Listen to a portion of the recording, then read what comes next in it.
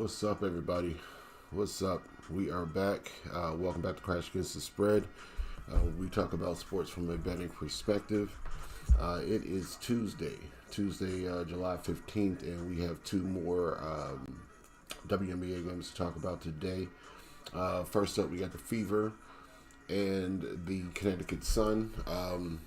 Yesterday, by the way, I did not do well in these picks here. That was my yesterday. I had the over in the Phoenix and Golden State game, and I had Golden State to win by 2. Golden State came back, tied up the game, and lost by 1 after they fouled with, I think, 1 second left on the clock or something like that. I also had an over 154.5. So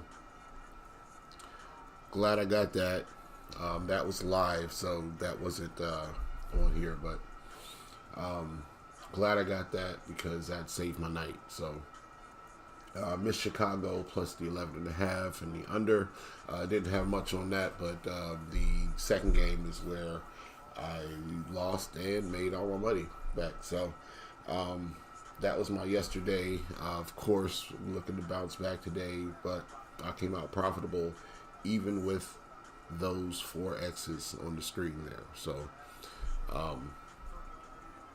only pays off like that when you're watching the game and you can kind of get a hold of something like that. So don't suggest that for anybody. That's not really what we want to do. We want to try to do, but that's what happened yesterday. So today we have a couple games. First game up is the Indiana Fever and the Connecticut Sun.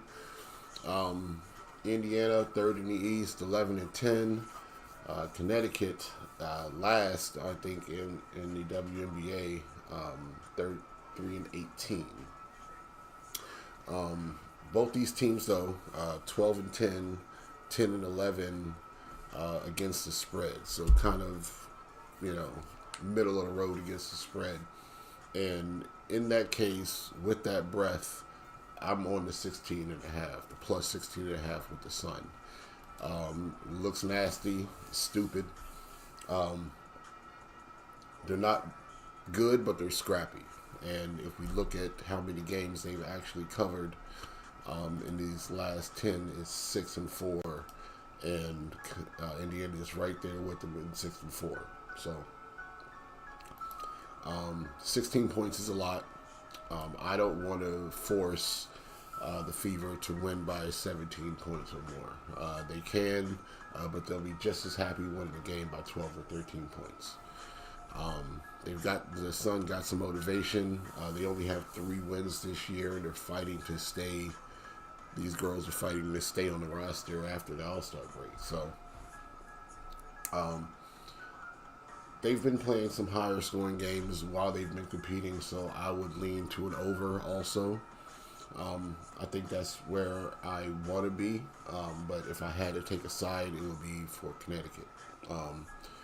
Number was at 15.5 when I looked at it. It's already gone up to 16, so I'm going to let it go up as far as possible. And depending on what it is, pregame might depend on if I bet it or not.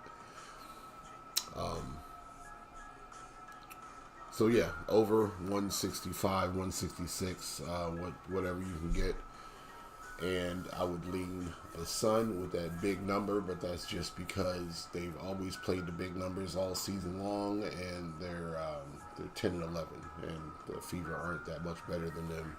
And they would have to win by 17 points. So, second game, we got the Washington Mystics and the Los Angeles Sparks. Mystics 11-10, Sparks 7-14. Washington, healthy. One of the top defensive teams. I think they're third in the league. Definitely the best defense of these 4 teams tonight. Sparks, inconsistent. I don't really think they're that much better at home. They're 2-8 at home versus the Mystics that are 4-7 away.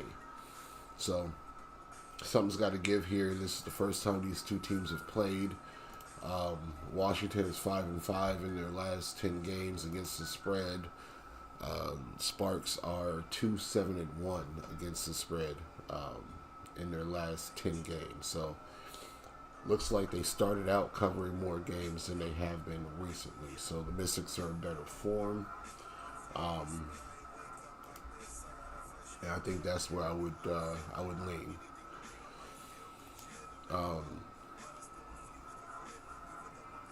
They're showing fight. Sparks are showing fight. I can't really lie about that. They've kind of got me in certain games that I've bet against them.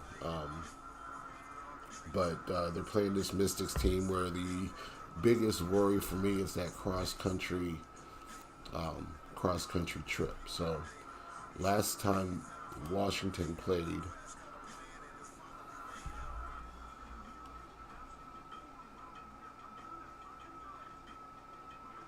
it's 2 days ago in Seattle, so they're not even coming cross country. They did come cross country for the Vegas trip after they were at home versus Chicago and at home versus the Aces, but coming from Seattle, unless they went home first, shouldn't be too big of a deal. So they should be okay. I would lean Mystics. -1 should be okay, but the money line is -112, -110, excuse me, -114. So you can find a decent money line. So I would take the spread out of it, take the points out of it. Just take the Mystics on the money line to win. Maybe lean under in this game. 164 is a lot if we don't expect the Sparks to also be in the 80s. So those are my thoughts. Sparks have been playing higher scoring games recently, so I guess that's why the total is up there. They are 7-3 to the over in their last 10, where Washington is 4-5-1 to the under in their last 10. So I would lean today. I would lean with the over in the Fever game and Washington on the money line. And if I had to pick the other sides, I'd try to do the under. Oh, sorry, guys. I'll try to do the under in the Sparks game. I think that total is because of their recent form, but a game like the most previous one that the Mystics played, where they won 74-69, 70-68, even this 81-79, would get that under for us, whereas it's the Sparks that are playing to high totals. But depends on who you're playing.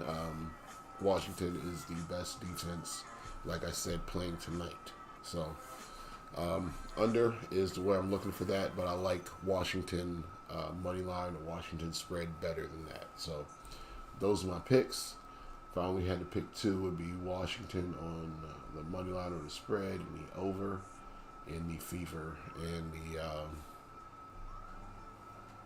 Sun game. But that's it for me today. Lock that in. Let's get this money. We'll be back tomorrow to talk some more NBA or WNBA, excuse me.